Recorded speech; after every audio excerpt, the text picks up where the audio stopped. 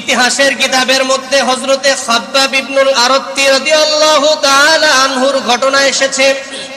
তিনি যখন ইসলাম কবুল করলেন, ইসলাম কবুল করার পর হযরতে খাব্বাব রাদিয়াল্লাহু তাআলা আনহু একদিন আবু জাহেল তাকে বলল, তুই ইসলাম ত্যাগ কর, আবার বাপ দাদার ধর্মে ফিরে আয়।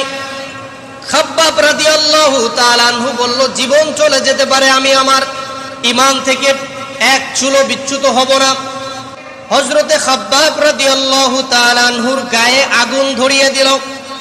সাহাবায়ে কেরাম দূর থেকে এই দৃশ্য দেখে, কিন্তু কোনো প্রতিরোধ করতে পারে না। ঠিক এমনই মুহূর্তে এক সাহাবী দৌড়ে গিয়ে বিশ্ব নবীজিকে বলল, ওগো আল্লাহর রাসূল, আপনার অমুক সাহাবী, তাকে আগুন দ্বারা জ্বালিয়ে দেওয়া হচ্ছে। নবীজি সাল্লাল্লাহু আলাইহি ওয়াসাল্লাম দৌড়ে চলে আসলেন। দূর থেকে যখন এই করুণ দৃশ্য তিনি দেখলেন, ইব্রাহিম খলিলুল্লাহকে আল্লাহ তাআলা যখন আগুনের মধ্যে ফেলেছিল, তখন আল্লাহ তাআলা আগুনকে নির্দেশ দিয়েছিলেন, কুলনা ইয়া নারু কুনি বারদান ওয়া সালামান আলা ইব্রাহিম।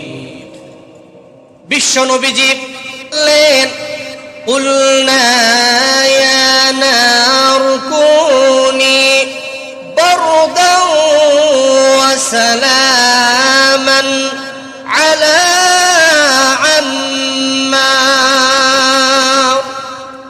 কামা কুনতি আলা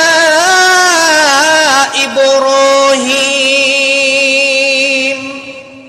বিশ্বনবীজি বললেন, আমার দাদা ইব্রাহিম খলিলুল্লাহর উপরে যেভাবে আগুন তুই ঠান্ডা শান্তিদায়ক হয়ে গিয়েছিলি, আমার সাহাবী তার উপরে তুই শান্তিদায়ক ঠান্ডা হয়ে যা। নবীজি সাল্লাল্লাহু আলাইহি ওয়াসাল্লাম আগুনকে ধমক দিলেন।